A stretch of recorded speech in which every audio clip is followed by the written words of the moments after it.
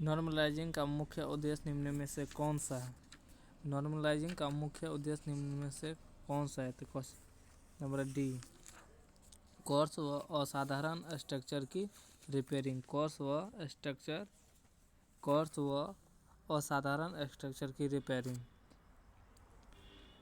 पानी एवं तेल में डुबोकर जल ठंडी करने की विधि निम्न में से कौन सी है? पानी एवं तेल में डुबोकर जल ठंडी करने की विधि निम्न में से कौन सी है? तो क्विंचिंग। कौन सी है? तो क्विंचिंग, ए नंबर। निम्न में से कौन सी प्रक्रिया धातु को नरम कर उसकी मशीनेबिलिटी में सुधार करती है? निम्न में से कौन सी प्रक्रिया धातु को नरम कर उसकी मशीनेबिलिटी में सुधार करती है? तो बी नंबर, एनीलिंग। झटकों की वजह से जो धातु अचानक टूट जाते हैं वे निम्न में से कौन से हैं? झटकों की वजह से जो धातु अचानक टूट जाते हैं वे निम्न में से कौन से हैं? C number, brittle.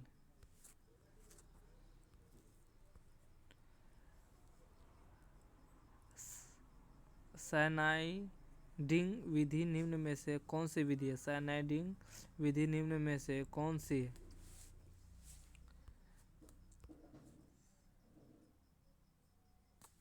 तो कैश हार्डनिंग विधि। कैश हार्डनिंग विधि। कैश हार्डनिंग विधि।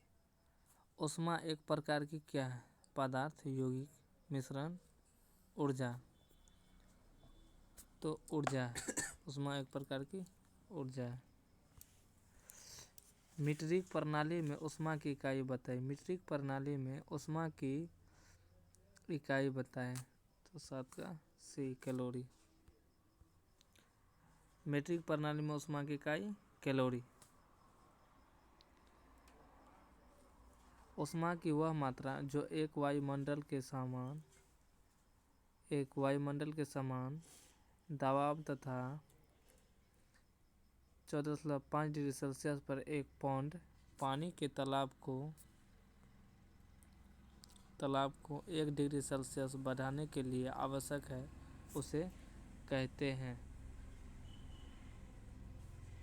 Centigrade heat unit. Centigrade heat unit. Centigrade heat unit. ऊष्मा की वह मात्रा जो एक वायुमंडल के समान दबाव तथा 14.5 डिग्री सेल्सियस पर एक पौंड पानी के तापमान को 1 डिग्री सेल्सियस बढ़ाने के लिए आवश्यक है उसे कहते हैं centigrade heat unit. Centigrade heat unit. MKS प्रणाली में ऊष्मा की इकाई बताएं। एमकेएस पद्धति में ऊष्मा की प्रणाली। तो D, kilo calorie. Kilo calorie. MKS पद्धति में ऊष्मा की इकाई kilo calorie. Kilo calorie. Steel की कठोरता बढ़ाने व उसकी भंगुरता को कम करने के लिए उसे कौन से ऊष्मा उपचार विधि दी जाती है? स्टील की कठोरता बढ़ाने व उसकी भंगुरता को कम करने के लिए उसे कौन से ऊष्मा उपचार विधि दी जाती है? तो 10 का ए नंबर, टेम्परिंग। वेल्डिंग उपरांत जॉब से हानिकारक तनाव को दूर करने की विधि क्या कहलाती है? वेल्डिंग उपरांत जॉब से हानिकारक तनाव को दूर करने की विधि क्या कहलाती है? तो stress relieving, C number, stress relieving, C number.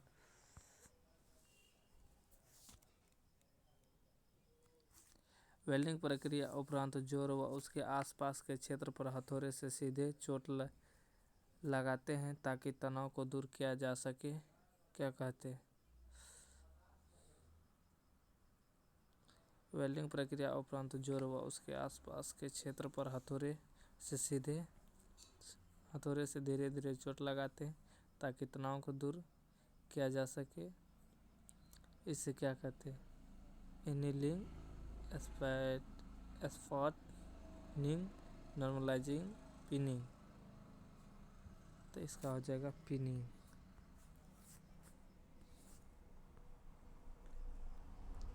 Post heating द्वारा तनाव दूर करने हेतु जोड़ या जॉब को किस तापमान तक गर्म किया जाता है? पोस्ट हीटिंग द्वारा तनाव दूर करने हेतु जोड़ या जॉब को किस तापमान तक गर्म किया जाता है? 100 डिग्री से 135 डिग्री सेल्सियस, 600 डिग्री से 650 डिग्री सेल्सियस, 222 डिग्री से 333 डिग्री सेल्सियस, 400 से 90 डिग्री सेल्सियस, 40 से 90 डिग्री सेल्सियस। तो इसका हो जाएगा 600 से 650 डिग्री सेल्सियस। धातु को नॉर्मलाइजिंग करने हेतु तो उसके क्रिस्टल तापमान से कितना अधिक गर्म किया जाता है? धातु को नॉर्मलाइजिंग करने हेतु तो उसके क्रिस्टल तापमान से कितना अधिक गर्म किया जाता है?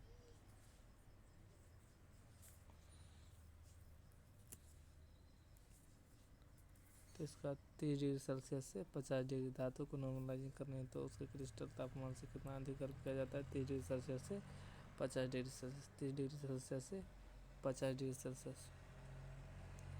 वेल्डिंग उपरांत तुरंत जॉब को गर्म करने की प्रक्रिया क्या कहलाती है?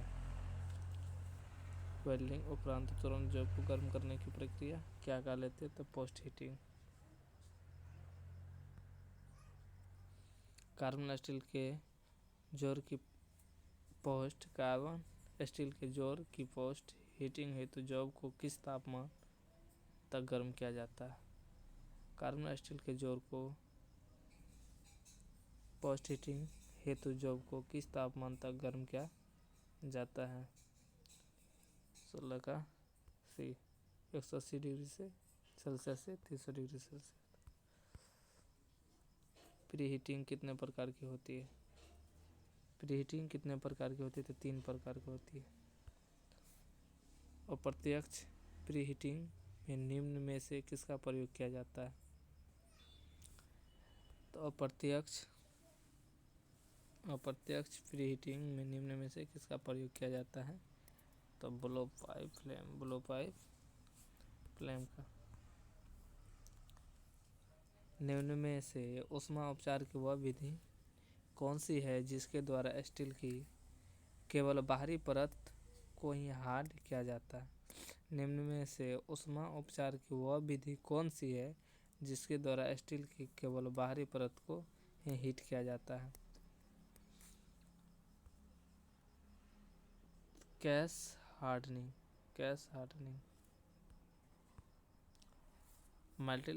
माइल्ड स्टील में कार्बन की मात्रा होती है। माइल्ड स्टील में कार्बन की मात्रा होती है तो 0.015% से 0.25% तक, यानी बी नंबर। निम्न में से किस प्रक्रम में इस्पात की केवल सतहों को ही कठोर किया जाता है? निम्न में से किस प्रक्रम में इस्पात की केवल सतहों को ही कठोर किया जाता है? तो इसका हो जाएगा कार्बोराइजिंग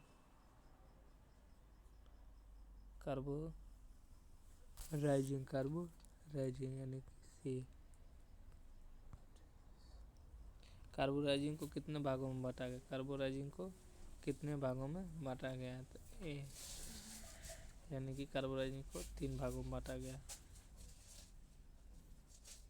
निम्न में से किस विधि में जॉब की बाहरी सतह पर तांबे के बने इंडक्शन कॉइल प्रयोग किए जाते हैं? निम्न में से किस विधि में जॉब की बाहरी सतह पर तांबे के बने इंडक्शन कॉइल प्रयोग किए जाते हैं? तो इसका हो जाए इंडक्शन हार्डनिंग।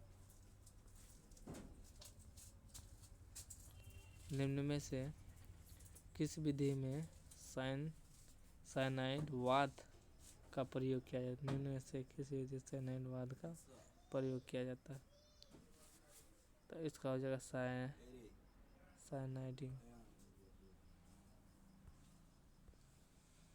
तापमान को किस यंत्र द्वारा मापा जाता है? ताप यंत्र को किस माप द्वारा मापा जाता है? थर्मामीटर। थर्मामीटर में क्या भरा होता है? थर्मामीटर में क्या भरा होता है? ए पारा। मेडिकल क्षेत्र में मरीज का तापमान चेक करने के लिए निम्न में से किस तापमान स्केल का प्रयोग किया जाता है? तो फ़ारेनहाइट स्केल।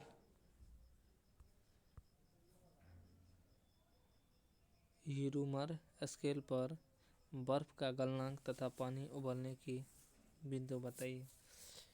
ह्यूमर स्केल पर बर्फ तथा गलनांक तथा पानी उबलने का बिंदु बताइए। 28 के डी 0.0 से 0.0 तथा 180 डिग्री सेल्सियस फ़ारेनहाइट। धातुओं को गर्म करने पर उनके साइज में हो तो उसे क्या करना? धातुओं को गर्म करने पर उनके साइज में हो तो उसे क्या करना चाहिए? रेखीय प्रसार करना चाहिए।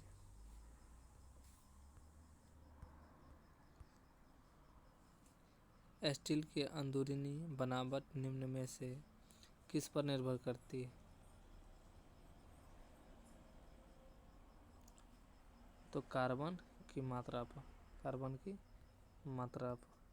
सभी धातुओं में क्रिस्टल होते हैं जिनका साइज व व्यवस्था कहलाती है। सभी धातुओं में क्रिस्टल होते हैं जिनका साइज व व्यवस्था कहलाती है स्ट्रक्चर। क्या कहलाती है? स्ट्रक्चर। सभी धातुओं में क्रिस्टल होते हैं जिनका साइज व व्यवस्था कहलाती है स्ट्रक्चर। निम्न में से किस स्टील में कार्बन की मात्रा 0.008% से 0.025% तक होती है? तो इसका हो जाएगा फेराइट।